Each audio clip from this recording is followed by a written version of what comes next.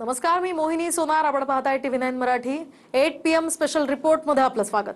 बुलेटिनच्या सुरुवातीलाच बातमी राज ठाकरेंची आहे. मराठीच्या मुद्द्यावरून मनसे अध्यक्ष राज ठाकरे यांनाच एका परप्रांतीयांना त्यानं शिवीगाळ केली आहे.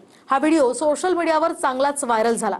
त्यानंतर कांदिवलीमध्ये गॅरेजचं काम करणाऱ्या या परप्रांतीयाला मनसेच्या कार्यकर्त्यांनी चांगलाच चोप दिला. पाहूयात. आमचे मंत्री त्यांना सांगतात बरं बरं ठीक आहे 4 महिने अजून घ्या, मराठी शिका. हिम्मत नाही तुमची, लायसन्सच रद्द करा. राज ठाकरे किसको मारा क्या सामने से जाके मार के दिखाए. मैं तो खुद आके मेरे को मार के दिखाए. अगर राज ठाकरे कल तेरे गैरेज में आ गया उसकी मेरे को सामने से आके मार के दिखाए ना. मैं माफी मांगता हूँ, मेरा गलती था.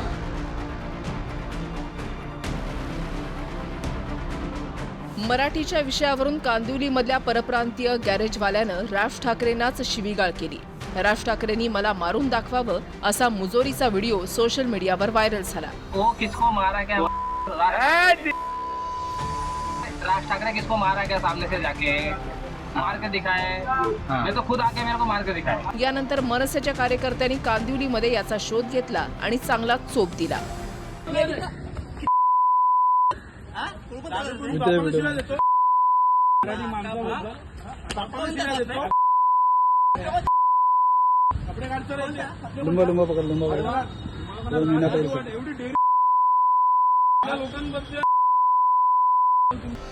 अखेर राज ठाकरेंना शिव्या देणाऱ्या या परप्रांतीय गॅरेजवाल्यानं माफी मागितली.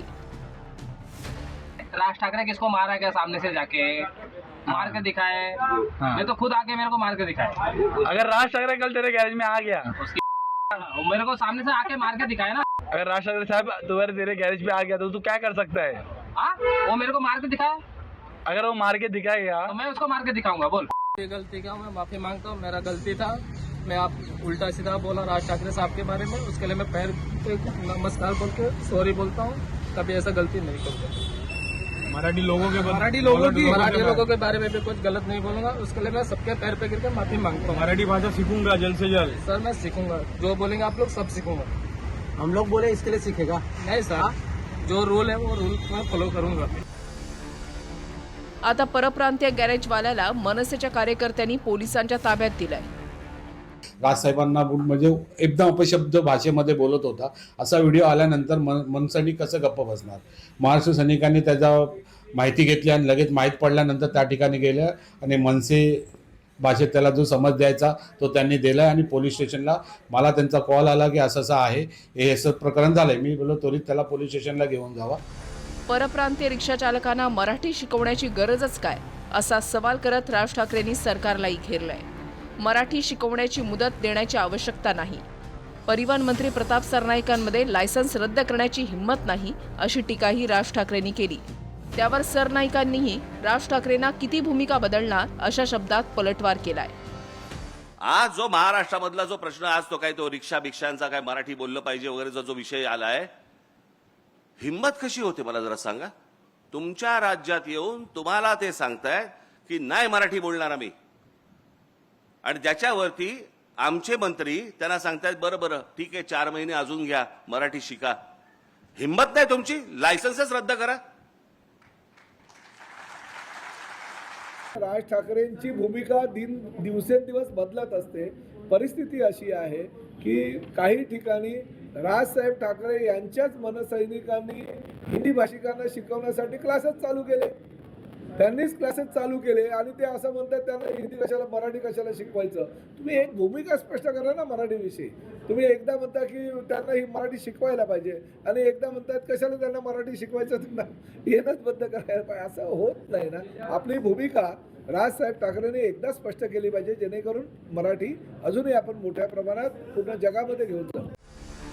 इकडे मुख्यमंत्र्यांनीही भाषेच्या आधारावर वाद आणि हिंसा मान्य नसल्याचं म्हटलंय.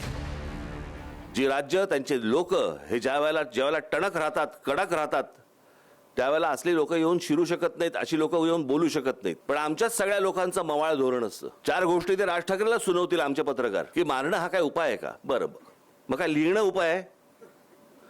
हे लिहून ऐकणार आहेत. मी अनेकदा सांगितले आम्ही पहिले कधीही या सगळ्या गोष्टी करताना पहिले हात जोडूनच जातो. नाही ऐकलं तर हात सोडून जातो. महाराष्ट्र इतका संकुचित कधीच नव्हता की महाराष्ट्रामध्ये परप्रांतीयांनी राहू नये किंवा याच लोकांनी राहावं त्याच लोकांनी राहावं अशा प्रकारची संकुचित मनोवृत्ती महाराष्ट्राने कधीच पाहिली नाही. भाषेचा जिथपर्यंत प्रश्न आहे, मला असं वाटतं की स्वभाषेचा अभिमान हा असलाच पाहिजे.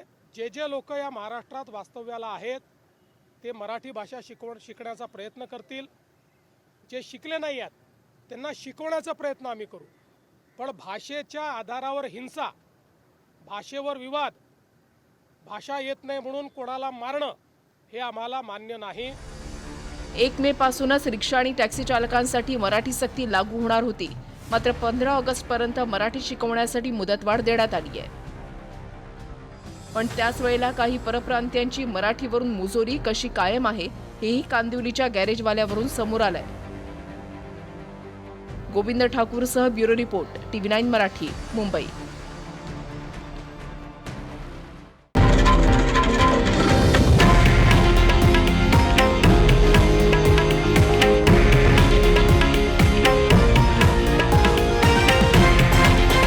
हे आहे देशातील नंबर 1 न्यूज नेटवर्क आणि आपण पाहत आहात TV9 मराठी, एकमेव.